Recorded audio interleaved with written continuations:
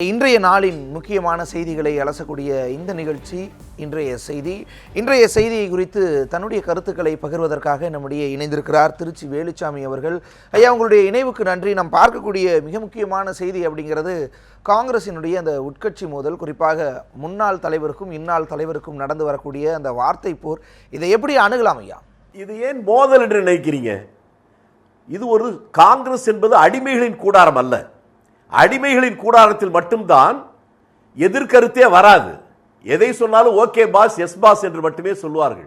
ஆனால் காங்கிரஸ் கட்சி சுதந்திர சிந்தனையாளருடைய கூடாரம்.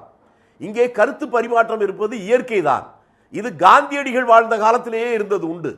அன்றைக்கு காந்தியடிகள் மிக உயர்ந்த தலைவராக இருக்கிற போதே தமிழ்நாட்டில் நமக்கு தெரிந்த தலைவர் காமராஜ் அவர்கள் காந்தியடிகளை எதிர்த்து பேசியிருக்கிறார். அதில் இருக்கிற நியாயத்தை ஏற்றுக்கொண்டு காந்தியடிகள் தன்னுடைய கடந்த கால கருத்துக்காக வருத்தத்தை தெரிவித்ததெல்லாம் பார்த்திருக்கிறோம். இது மற்ற கட்சிகளை போல தலைவர் என்ன சொன்னாலும் அவர் எதை சொன்னாலும் ஆமாம், கருப்பு காக்காவுக்கு பதிலாக பச்சை காக்கா பறக்கிறது என்றாலும் ஆமாம் பச்சை பசேல் என்று பறக்கிறது என்று சொல்லுகிற அடிமைகளின் கூடாரம் அல்ல. இதில் ஒரு செய்தி என்று நீங்கள் சொல்லலாம், அவர்களுக்குள் அதை ஏன் உள் அரங்கத்திலே பேசக்கூடாது என்று கேட்கலாம். அதிலே ஒரு நியாயம் இருக்கிறது. உள் அரங்கிலே எதை பேச வேண்டும், பொது வெளியிலே எதை பேச வேண்டும் என்கின்ற வேறுபாடோடு பேசுவது நல்லது. அது கட்சிக்கு நல்லது என்று நான் நினைக்கிறேன். தலைவர் திருநாவுக்கரசரோ அல்லது முன்னாள் தலைவர் நம்முடைய இளங்கோவன் அவர்களோ இருவரும் இளைஞர்கள் அல்ல. 65 வயதை கடந்த பல்வேறு தளங்களில் பல்வேறு பொறுப்புகளில் இருந்தவர்கள். பழுத்த அரசியல் அவர்களுக்கு அனுபவம் இருக்கிறது. அவர்கள் இப்படிப்பட்ட கருத்து வேறுபாடுகளை அவர்கள் அமர்ந்து பேசி தீர்த்து கொள்வது நல்லது என்பதுதான் சாதாரண தொண்டனுடைய கருத்து. அந்த வகையிலே மட்டும் இதை பார்க்கலாமே ஒழிய காங்கிரஸ் கட்சியில் மட்டும்தான் கருத்து வேறுபாடுகளை பகிரங்கமாக சொல்ல முடியும், வேறு கட்சிகள் சொல்ல முடியாது. ஒரு சுதந்திர இந்தியாவில் அது நல்ல ஆரோக்கியமான வெளிப்பாடாகத்தான் நீங்கள் பார்க்க வேண்டும். இந்த விஷயத்தை குறித்த அளவு நம்ம பார்க்க வேண்டியது நிச்சயமாக நீங்கள் சொன்னது போலவே அது காந்தி காமராஜர் மட்டும் இல்லை, ராஜாஜி சத்தியமூர்த்தி இடையில் கூட நிறைய கருத்து மோதல்கள் இருந்ததே நம்மளால் அந்த வரலாறுகளில் பார்க்க முடியும். ஆனால் அதை தாண்டி தற்பொழுது நடக்கக்கூடிய விஷயங்கள் அப்படிங்கிறது ஒருவர் மீது மற்றொருவர், குறிப்பாக காங்கிரஸ் தலைவர் முன்னாள் தலைவர் குறித்து பேசிய சில வார்த்தைகள் விரும்பத்தகாத வார்த்தைகளாக நிறைய விமர்சனங்களுக்கு உள்ளாக்கப்படுது. இந்த மாதிரியான வார்த்தைகளை பிரயோகப்படுத்துறதை எப்படி பார்க்கலாம்? இல்லை, நான் துவக்கத்திலே சொல்லிவிட்டேன். நீண்ட காலத்திற்கு பின்னால் தமிழ்நாட்டில் பல்வேறு அரசியல் சூழ்நிலைகள் காரணமாக விரக்தி அடைந்திருக்கக்கூடிய சாதாரண பாமர மக்கள் காங்கிரஸ் பேரியக்கத்தின்பால் தங்களுடைய கவனத்தை திருப்பி வருகின்ற ஒரு காலகட்டம் இது. இந்த சரியான காலகட்டத்தில் தலைவர்களும் தொண்டர்களும் ஒன்றாக இணைந்து ஒரே குரலில் ஒரே பார்வையில் ஒரே சிந்தனையில் அணுகுமானால் தமிழ்நாட்டில் மீண்டும் காங்கிரஸ் கட்சி எழுச்சி பெறுவதற்கான சன்ன சூழ்நிலை இருக்கிற போது சாதாரண தொண்டனுக்கே புரிகின்ற இந்த செய்தி தலைவர்களுக்கு தெரியாமல் இருக்க முடியாது. அவர்கள் பொறுப்போடு தங்களுடைய அடுத்த நபர்களை வைத்துக் கொள்வது அவர்களுக்கு மட்டுமல்ல, காங்கிரஸ் கட்சிக்கு மட்டுமல்ல, தமிழ்நாட்டுக்கே நல்லது என்று நினைக்கிறேன். தமிழ்நாட்டு அரசியல் மிக மோசமான ஒரு சூழ்நிலைக்கு போய் கொண்டிருக்கிற காலத்தில் பொற்கால ஆட்சியை தந்த காங்கிரஸ் கட்சி மீண்டும் அப்படி ஒரு சூழ்நிலை உருவாவதற்கான காரண காரியங்களோடு இந்த தலைவர்கள் தொண்டர்கள் அணுக வேண்டும் என்பது என்னுடைய வேண்டுகோள். ஐயா, இந்த விவகாரத்தை பொறுத்தளவு வெள்ளை அறிக்கை வெளியிடணும், முதல்வரினுடைய மரணம் குறித்த வெள்ளை அறிக்கை வெளியிடணும் அப்படிங்கிற ஒரு விவகாரத்தில் தான் 2 விதமான கருத்துக்கள் வெளிப்பட்டிருக்கு. இந்த விவகாரத்தை நீங்கள் எப்படி அணுகிறீங்க, எப்படி அணுகணும் மற்றவர்கள்? ஆனால் அதே நேரத்தில் இன்றைய தினம் இவிகே இளங்கோவன் அவர்களுடைய அறிக்கையில் நிறைய விஷயங்கள் சுட்டி காட்டப்பட்டிருக்கு. குறிப்பாக தற்போதைய தமிழக காங்கிரஸ் கமிட்டி தலைவர் திருநாவுக்கரசர் இதற்கு முன்பு இருந்த கட்சியினுடைய அடிப்படையில் பேசுவது சரிதானா அப்படிங்கிற ஒரு கேள்வி எழுதே. அதாவது இந்த பிரச்சனையை பொறுத்தவரையில் முன்னாள் முதலமைச்சர் ஜெயலலிதாவுடைய மரணத்தை பொறுத்தவரையில் நான் பார்க்கிற பார்வை என்பது, ஜெயலலிதா அவர்கள் மரணம் அடைகின்ற வரை தமிழ்நாட்டுடைய முதலமைச்சராக அவர் இருந்தார். அவர் முதலமைச்சராக இருக்கிறார் என்று சொன்னால் அவர் அரசின் சொத்து, கவர்மெண்ட் ப்ராப்பர்ட்டி. அதில் என்ன நடந்தது, ஏது நடந்தது, அதில் குற்றம் இருந்ததா இல்லையா என்று நாம் கேள்வி கேட்கப்பட வேண்டியது மத்திய அரசை, மத்திய உள்துறை அமைச்சகத்தை. அவர் ஒரே நாளிலே இறந்து போகவில்லை, 75 நாட்கள் ஒரு பருத்துவரிலே இருந்திருக்கிறார். அப்படி இருக்கிற போது உள்துறை அறிக்கை கேட்டதா இல்லையா? தமிழ்நாட்டுடைய கவர்னர் போய் பார்த்து வந்தாரே, அவர் அறிக்கை தந்தாரா இல்லையா? அப்படி தந்திருந்தால் அதிலே ஏதாவது தவறுகள் இருந்ததா இல்லையா? அப்படி தவறுகள் இருந்திருந்தால் அந்த அடிப்படையிலே மத்திய உள்துறை அமைச்சரகம் எடுத்த நடவடிக்கை என்ன? இந்தியாவுடைய பிரதமர் ஜப்பானுக்கும் அமெரிக்காவுக்கும் டோக்கியோவுக்கும் போய் வந்து கொண்டிருக்கிற பறந்து கொண்டே இருக்கக்கூடிய உலகம் சுற்றும் வாலிபன் மோடி கடந்த காலத்தில் இதே தமிழகத்தில் இப்படி மோசமான ஒரு சூழ்நிலையில் முதலமைச்சராக இருந்த எம்ஜிஆர் அவர்கள் பாதிக்கப்பட்ட போது அன்றைக்கு மத்தியில் பிரதமராக இருந்த இந்திரா காந்தி அம்மையார் ஓடோடி வந்து அதை பார்த்து அவருக்கு அனைத்து உதவிகளையும் செய்து விதிமுறைகளுக்கு மாறாக ஒரு விமானத்தை ஏற்பாடு செய்து அமெரிக்காவுக்கு அனுப்பி அவரை காப்பாற்றினார் அல்லவா? அப்படி இருந்த அந்த காலத்தில் இருந்தது எப்படி என்பதை இன்றைக்கு தமிழ்நாட்டு மக்கள் பார்க்கிறார்கள். 75 நாட்கள் உயிருக்கு போராடி கொண்டிருந்த தமிழக முதலமைச்சரை பற்றி பிரதமர் ஏதாவது கவலைப்பட்டாரா? அவருக்கு உதவுவதற்காக ஏதாவது செய்தாரா?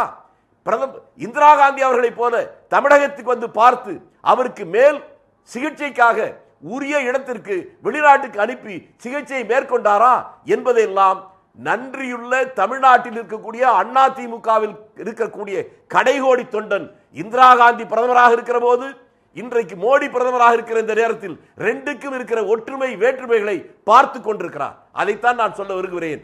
நாம் குற்றம் சாட்ட வேண்டியது மத்திய அரசை. குற்றச்சாட்டுக்கு ஆளாகி இருப்பவர் மோடி. அதற்கு பதில் சொல்ல வேண்டிய இடம் உள்துறை அமைச்சரும் ராஜ்நாத் சிங் அவர்கள்தான் சொல்ல வேண்டிய அந்த குற்றச்சாட்டை அவர்கள் மீது சொல்வதற்கான துணிவோ தெம்போ திராணியோ ஆண்மையோ இல்லாதவர்கள் தான் அந்த குற்றச்சாட்டை பழியை வேறு யாராவது மீதாவது போடலாம் என்று நினைக்கிறார்கள். அது சரியான அணுகுமுறை இல்லை என்பது என்னுடைய வாதம். ஐயா, இந்த விஷயத்தை பொறுத்தளவு எய்ம்ஸ் மருத்துவர்களை பிரதமர் அனுப்பியிருந்தார். அவரும் தன்னுடைய பிரார்த்தனை குறித்து வெளிப்படுத்தி இருந்தார். அதை தாண்டி நான் கேட்க விரும்புகிறது, இந்த விஷயத்தில் அறிக்கைகள் எல்லாம் படிக்கும் பொழுது அது முன்னாள் காங்கிரஸ் தலைவரினுடைய அறிக்கையாக இருந்தாலும் சரி, தற்பொழுதைய காங்கிரஸ் தலைவரினுடைய பேட்டியாக இருந்தாலும் சரி, அதில் இருந்தெல்லாம் வெளிப்படக்கூடிய ஒரு விஷயம், திருநாவுக்கரசர் சொல்லும் பொழுது நான் முன்னால் அவருடன் பணியாற்றிய அந்த ஒரு காரணத்தினால் நான் அதை வெளிப்படுத்தி இருந்தேன், அந்த கருத்தை வெளிப்படுத்தி இருந்தேன் அப்படிங்கிறார். அதே நேரத்தில் ஈவி.கே. இளங்கோவன் அவர்களுடைய அறிக்கையில் சொல்லும் பொழுது பாஜகவில் முன்பு இருந்ததற்காக டிமானிட்டைசேஷனை ஆதரித்து பேசிடுவாரா அப்படிங்கிற ஒரு கேள்வி எழுப்புறார். அப்போ இந்த முன்னாடி இருந்த கட்சிகளினுடைய அடிப்படையில் காங்கிரஸ் கமிட்டி தலைவர் பேசுவதை எப்படி அணுகுறீங்க? அதுக்கு எதிர்ப்பாக முன்னாள் காங்கிரஸ் தலைவர் சொல்ற அந்த கருத்துக்களை எப்படி அணுகலாம் ஐயா? நான் துவக்கத்திலேயே சொல்லிவிட்டேன், காங்கிரஸ் கட்சியினுடைய தொண்டர்கள் சார்பில் இருவர்களுக்கும் நாங்கள் வைக்கிற வேண்டுகோள் என்பதே ஒரு லாவணி கச்சேரியாக மாற்றாமல் இந்த சரியான தருணத்தில் சரியான அணுகுமுறையோடு எதை பத்திரிகைகளுக்கு ஊடகங்களுக்கு சொல்ல வேண்டுமோ அதை மட்டும் சொல்லி, எதை உள்ளரங்குகளுக்குள்ளே விவாதிக்க வேண்டுமோ அதை உள்ளரங்குகளை மட்டும் விவாதிப்பதுதான் காங்கிரஸ் கட்சிக்கு அந்த இரு தலைவர்களுமே செய்கின்ற ஒரு நன்றி கடனாக இருக்கும் என்றே நான் நினைக்கிறேன். இருவருக்கும் ஆலோசனை யாரும் சொல்ல வேண்டிய அவசியம் இல்லை. நீண்டகால பழுத்த அனுபவம் உள்ளவர்கள். அவர்கள் பொறுப்போடு இந்த நேரத்தில் பணியாற்றுவது இந்த கட்சிக்கு அவர்கள் செய்கின்ற நன்றி கடனாக இருக்கும். அதுதான் இந்த எளிய தொண்டருடைய வேண்டுகோள். ஐயா, தொடர்ந்து இணைப்பிலே இருங்கள். தற்பொழுது இந்த விவகாரம் குறித்து பேசுவதற்காக நம்முடைய தொலைபேசி இணைப்பில் கராத்தே தியாகராஜன் அவர்கள் இணைந்திருக்கிறார். வணக்கம் ஐயா, உங்களுடைய கருத்து என்ன தற்பொழுது ஏற்பட்டிருக்கக்கூடிய இந்த சூழல் குறித்து? தமிழ்நாடு காங்கிரஸ் கமிட்டி தலைவர் அண்ணன் திருநாவுக்கரசு அவர்கள் ஒரு கருத்தை சொல்லியிருக்கிறார்கள். தமிழ்நாடு காங்கிரஸ் கமிட்டி சொல்ற கருத்து தான் அது அகில இந்திய காங்கிரஸ் கமிட்டி கருத்தாக இதுவரைக்கும் ஒரு பிரசிடென்ஸாக ஏற்றுக்கொள்ளப்பட்டிருக்கு. அண்ணன் ஈவி.கே. தலைவராக இருக்கும்போது கூட அவர் பல கருத்துக்களை சொன்னாங்க. அப்போது கூட யாருமே முன்னாள் தலைவருக்கு நீங்க சொன்னது தமிழ்நாடு ஒரு செயற்குழுவோ மாவட்டத்தில் கூட்டதுன்னு சொல்லல. ஆனா அவர் ஒரு சீனியர் லீடர் யாரு, தலைவர் ஈவி.கே. இளங்கோவன், அவர் எந்த அடிப்படையில் சொன்னாருன்னு தெரியல. ஆனா இது வரைக்கும் எங்களை மாதிரி நாங்க இத்தனை வருஷம் இளைஞர் காங்கிரஸ் மாவட்ட தலைவர் தமிழ்நாடு காங்கிரஸ் கமிட்டி சொல்ற கருத்தை தான் நாங்க ஒரு அகில இந்திய தலைமை கருத்தாக ஏற்றுக்கொள்ளப்படுது.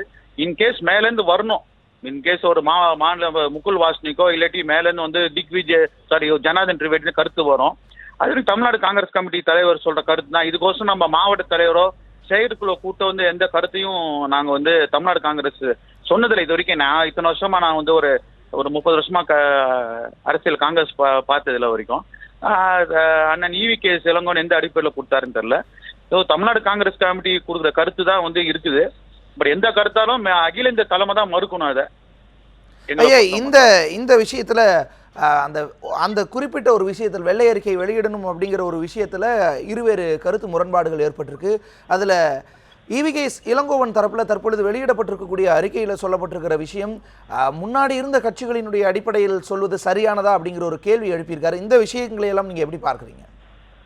இல்ல, மாவட்ட தலைவர் என்ற முறையில நாங்க எங்களோட டைரக்ஷனா தமிழ்நாடு காங்கிரஸ் கமிட்டி தலைவர் யாரு, தலைவர் ஈவிகேஎஸ் இளங்கோவன் இருக்கும்போது நான் மாவட்ட தலைவர் அவர் கருத்தை ஃபாலோ பண்ணேன். இன்னைக்கு இருக்கிற எங்களோட டைரக்ஷன் என்ன, மாவட்ட தலைவர் முன்ற நாங்க தமிழ்நாடு அபிஷியல் டிஎன்சிசி பிரசிடென்ட் என்ன சொல்றாரோ, டெல்லியில இருந்து முகுல் வாஸ்னிக் சொல்ற கருத்து வர வரைக்கும் நாங்க அபிஷியல் மாவட்ட தலைவர் நாங்களாம் தமிழ்நாடு காங்கிரஸ் கமிட்டி தலைவர் சொல்ற கருத்தை தான் நாங்க அதான் நாங்க ஃபாலோ பண்றது. ஒரு ஜென்ரலா ஒரு பிரசிடென்ஸா எடுத்துக்கிறோம். எங்களுக்கு மேல இருந்து வேற தகவல் வர வரைக்கும். நிச்சயமாக ஐயா, உங்களுடைய இணைவுக்கு நன்றி. தற்பொழுது நம்மிடையே மூத்த பத்திரிகையாளர் துரை கருணாநிதி அவர்கள் இணைந்திருக்கிறார். ஐயா வணக்கம். உங்களுடைய கருத்து என்ன இந்த விஷயத்தில்? குறிப்பாக இதை எப்படி நாம் அணுகலாம்?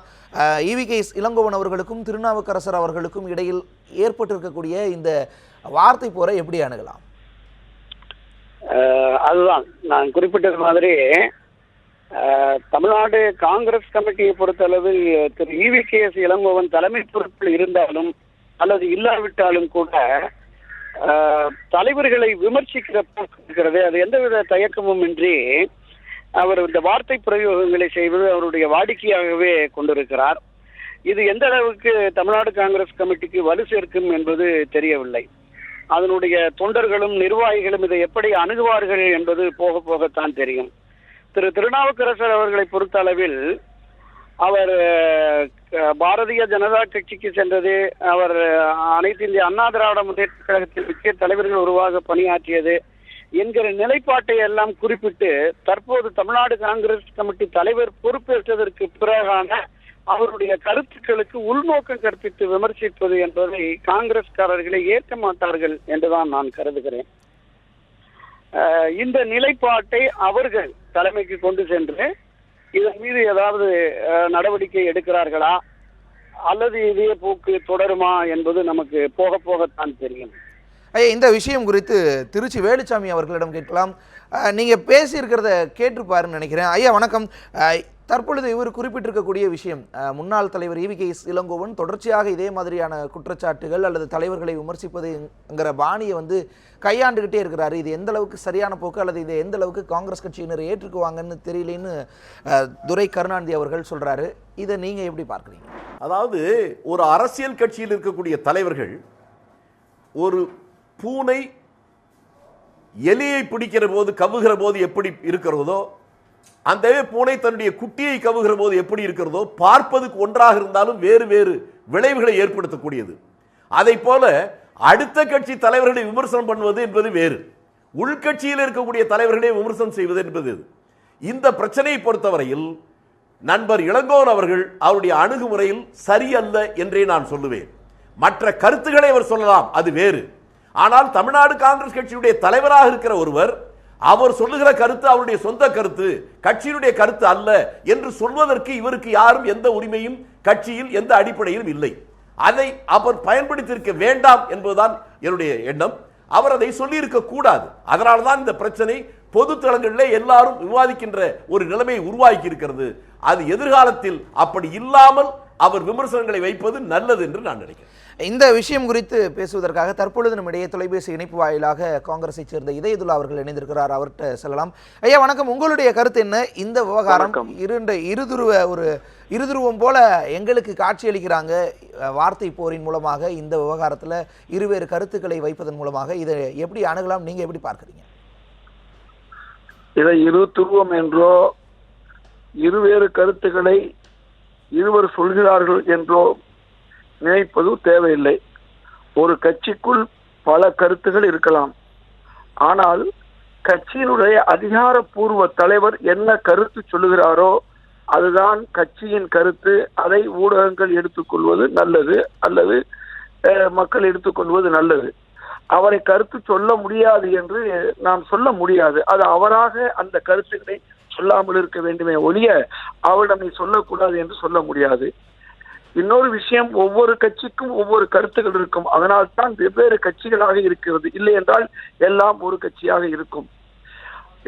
இரண்டாவது விஷயம், இந்த திராவிட முன்னேற்ற கழகத்துடைய பொருளாளருடைய அந்த கருத்தும் காங்கிரஸ் கருத்தும் ஒரே காலகட்டத்தில் தனித்தனியாக சொல்லப்பட்டது. திராவிட முன்னேற்ற கழக தலைவருடைய பொருளாளருடைய கருத்துக்கு பிறகு அது எதிர்கருத்து சொல்வதாக எங்கள் தலைவர் திருநாவுக்கரசர் சொல்லவில்லை. அதை அவரே தெளிவுபடுத்தியிருக்கிறார். ஆக இரண்டு கட்சிகளுக்கும் இரண்டு கருத்துகள் இருப்பது தவறல்ல. அதே நேரத்தில் அவருக்கு மறுப்பு சொல்ல வேண்டும் என்ற அவசியத்திலே காங்கிரஸ் தலைவர் திருநாவுக்கரசர் அந்த கருத்தை சொல்லவில்லை. அதை அவர் தெளிவுபடுத்தியிருக்கிறார். இந்த இரண்டும் ஒரே நாளிலே இரண்டு இடங்களிலே சொல்லப்பட்டது என்பது எனக்கு நன்றாக தெரியும். அன்று ராகுல் காந்தி அவர்களோடு நாங்கள் மருத்துவமனைக்கு சென்ற நேரத்தில் அந்த சென்றதுக்கு பிறகு நடந்த சம்பவங்கள்.